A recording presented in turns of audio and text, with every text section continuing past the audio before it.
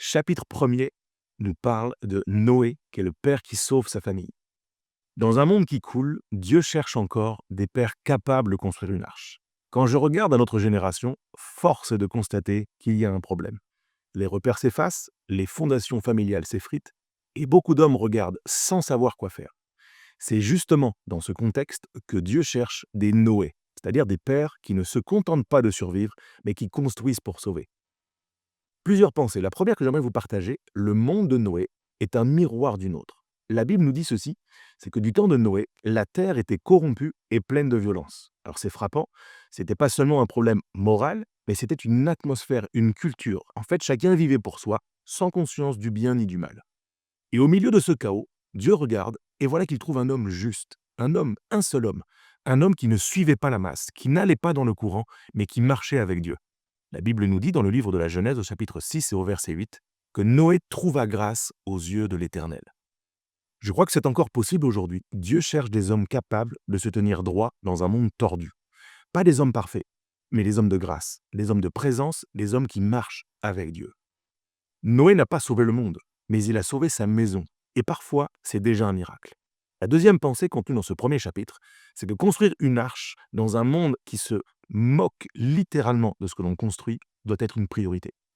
Dieu demande à Noé de construire une arche, un projet démesuré, absurde, en plein désert, et il n'a jamais plu comme ça avant. Il n'y a aucune preuve que le déluge viendra, et encore une fois, construire un bateau dans un désert, c'est une folie. Mais Noé va obéir. Il ne discute pas, il construit. Et il construit pendant un siècle. Euh, Plus de 100 ans de travail, de fidélité, de persévérance. 100 ans également à entendre toutes sortes de commentaires et de moqueries. Forcément, c'était une folie. Et la Bible nous dit dans le livre aux Hébreux chapitre 11 verset 7 que par la foi, Noé, divinement averti, construisit une arche pour sauver sa famille. L'objectif de Noé n'est pas de construire un bateau, il a bâti une espérance. Et cette arche représente aujourd'hui ce que tout père est appelé à construire, un refuge spirituel pour sa famille, un espace de foi, d'espoir au milieu de la confusion. Je crois que chaque père, en fait, est un bâtisseur d'arches. Notre monde se noie dans la peur, dans la sexualisation, dans la perte de sens. Mais Dieu dit encore, construis. Il le dit à quelqu'un qui regarde cette vidéo. Construis un lieu où tes enfants pourront respirer. Construis un espace où la parole de Dieu sera encore entendue, où la paix régnera, où la présence de Dieu sera tangible. Même si personne autour de toi ne comprend, continue. Si tout le monde se moque, continue. Parce qu'un jour, la pluie, le déluge, entre guillemets, viendra et ce que tu auras bâti dans le secret deviendra une source de salut.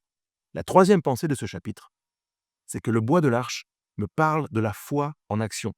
Noé a construit avec du bois de gopher. Ce détail peut sembler anecdotique, mais en fait, chaque planche représente une décision de foi. Chaque coup de marteau dit oui à Dieu malgré le doute. Et quand tu élèves tes enfants dans la foi, quand tu refuses certains compromis, quand tu pries seul le soir pour ta maison, tu poses toi aussi une planche de ton arche. Tu ne le vois peut-être pas, mais tu es en train de bâtir une protection spirituelle qui durera pendant des générations. Ce que tu construis dans la foi ne se perdra jamais. La foi n'est pas un sentiment, c'est une construction. Et cette construction se fait un jour à la fois. La quatrième pensée de ce chapitre, c'est que le père il doit devenir le pasteur de sa maison. Noé n'a pas seulement obéi, il a guidé sa famille. Il ne leur a pas seulement parlé de Dieu, il leur a montré Dieu. Avant d'être un patriarche, il a été un père présent. Et quand la pluie est tombée, toute sa famille est montée dans l'arche. Ça veut dire qu'il lui faisait confiance. Ils avaient vu sa foi avant d'entendre ses sermons. Je me pose souvent cette question. Est-ce que ma foi donne envie à mes enfants d'embarquer avec moi? Noé n'a pas sauvé sa famille par des discours, mais par son exemple. Il a incarné ce qu'il croyait.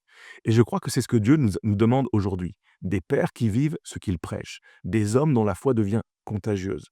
C'est comme ça que le père devient le pasteur de sa maison. Pas dans un sens religieux, mais dans quelque chose qui est spirituel, qui est profond. Il est celui qui intercède, qui veille, qui bénit. Il est un père qui prie euh, pour bâtir une arche qui est vivante. La cinquième pensée dans ce premier chapitre, c'est que le déluge me parle de l'épreuve du temps.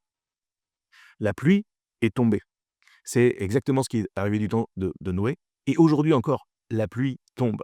Ce que Noé avait prophétisé est devenu une réalité. Le monde se noie, mais la famille de Noé flotte. J'aime ce silence, j'imagine ce silence à l'intérieur de l'arche, pendant des jours, des semaines, sans savoir quand tout cela finira. Qu'est-ce qui va se passer après? Mais dans l'arche, il fallait attendre. La foi ne t'épargne pas la patience. La foi n'a pas empêché la pluie de tomber. Dieu, la Bible nous dit ceci, se souvint de Noé. Dans Genèse chapitre 8, c'est le verset 1er. Cette phrase est d'une puissance incroyable. Dieu se souvint de Noé. De la même manière, Dieu se souvient de toi, de moi, de nos familles. Pourquoi elle est puissante, cette phrase? Bien parce qu'elle nous rappelle que Dieu n'oublie jamais ceux qui marchent avec lui. Même dans la longue attente, même quand tu n'as plus de repères, Dieu se souvient de toi.